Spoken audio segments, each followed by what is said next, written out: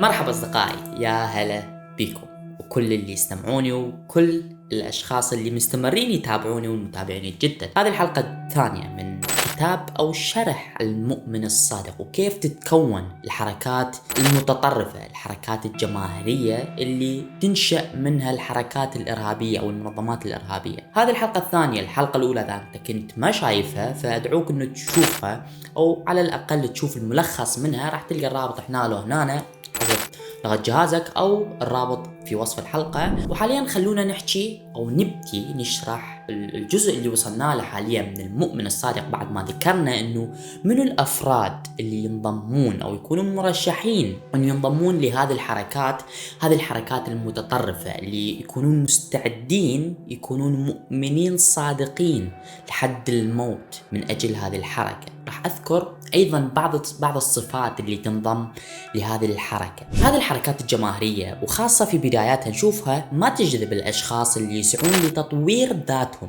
أو تطوير أنفسهم، أو تكون عندهم نظرة لتطوير ذاتهم، تطوير أنفسهم، وإنما تجذب الأشخاص اللي يكونون مستعدين للتخلص عن ذاتهم، اللي يكونون ما عندهم أي أهمية إنه يطور ذاته.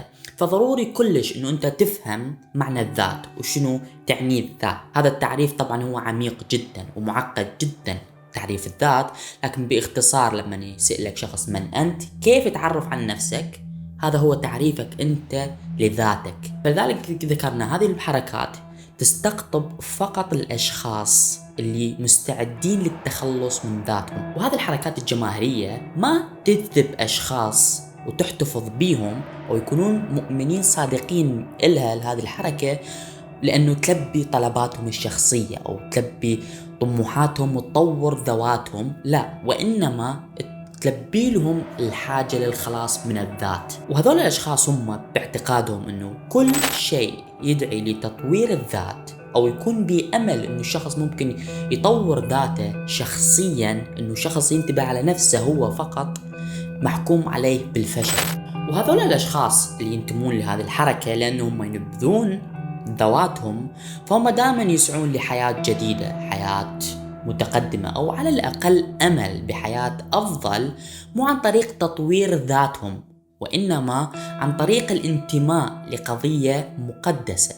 هذا مهم جدا أنه تفهموه، أنه هذا الشخص يفكر أني أسعى لحياة جديدة، حياة أفضل، حياة أو أمل في الحياة، أو يلقى معنى لحياته، مو عن طريق تطوير ذاته، تطوير مهاراته، تطوير نفسه هو كشخص، وإنما عن طريق الانتماء لحركة أو قضية مقدسة. ونقطة مهمة جدا لازم نفهمها، أنه الفرق بين المنظمات أو الأحزاب التقليدية وبين الحركات هذه الجماهيرية اللي تعتمد على مبدأ الإيمان الصادق بها هو الفرق جوهري. هذه الأحزاب أو المنظمات التقليدية تسعى دائما الاحتفاظ بأتباعها عن طريق تلبية طموحهم. يعني من تتوقف عن تلبية طموح أفرادها أو الأشخاص اللي منضمين لها، راح تشوفهم راح يروحون لمنظمات أو أحزاب ثانية. يعني اللي يدفع له أكثر يروح له، ما عنده ولاء مطلق لهذه الحركة. بينما الحركات الجماهيرية على العكس، فهي ما تلبي طموحات الفرد، هذا الشخص بتطويره، وإنما تخلي هذا الفرد هو عنده إيمان كامل بالانضمام لهذه الحركة، ويظن أنه نجاحه أو الأشياء اللي يريدها هو بمحو ذاته والانتماء للمجموعة. بمعنى أنه ما راح تكون مؤمن صادق أو أحد أفراد هذه الحركات الجماعية إلا تكون شخص نكرة. أنت كشخص ما لك أي قيمة وحدك إلا بانضمامك لهذه الحركة، والعاقبة للمتقين أعزائي المشاهدين. هذه نقطة مهمة لازم تفهموها. من تبدي هذه الحركات الجماهيرية تبدي تستقطب أشخاص أو توافق على انضمام أشخاص ما يفكرون إلا بمصالحهم الشخصية، يبدي يفكر بمصلحته هو نفسه وفائدته الشخصية.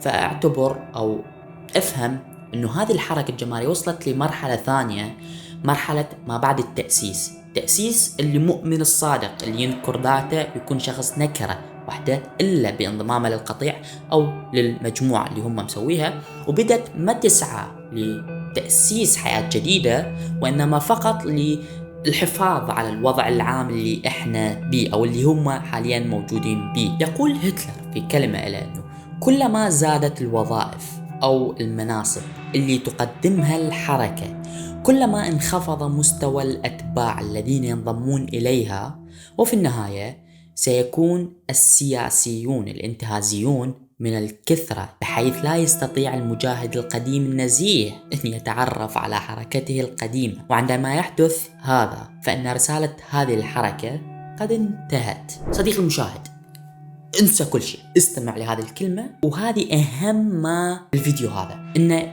الإيمان بقضية مقدسة أو الإيمان بحركة مقدسة هو بشكل كبير محاولة للتعويض عن الإيمان الذي فقدناه بأنفسنا. فأيضا تشوف أنه كل ما استحال على الإنسان أو هذا الفرد أنه يذكر التفوق لنفسه أو لإنجازاته الشخصية، هو شوف راح يسهل عليه أنه نسب الإنجازات والتفوق لأمته، لعرقه، لدينه، أو حتى للقضية المقدسة اللي هو ينذب لها أو اللي هو منتمي لها. فتشوفه لازم تفهمون إنه الشخص من يبدي ما عنده إنجازات، ما عنده فشي يبدي يمدح بيه أو يحدث الناس عنه وينسب النجاح إله، يكون ما مركز على نفسه، على تطوير ذاته، على تطوير مهاراته، فتشوفه يبدي ينسب هذه الإنجازات لأمته. عزيزي المشاهد، رجاء رجاء رجاء حاول تلتهي نفسك وعوف، ولا تحشر نفسك بشؤون الآخرين الشخصية. فإحنا تشوف من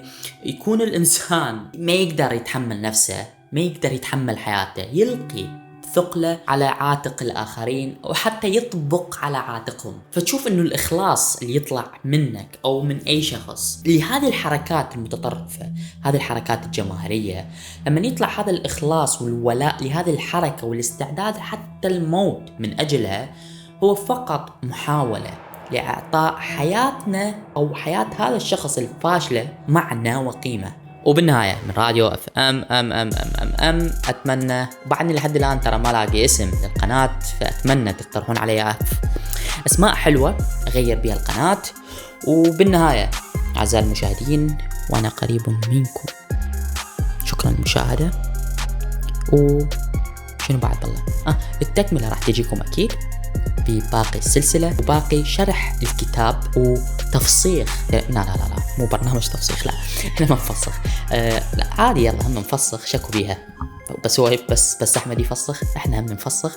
فنفصخ عقلية هذا الشخص، شلون يفكر وشلون يسوي هذه الاشياء او شلون ينتمي لهذه الحركات. لا تنسى الاشتراك بالقناة والاعجاب واللايك. وبالنهاية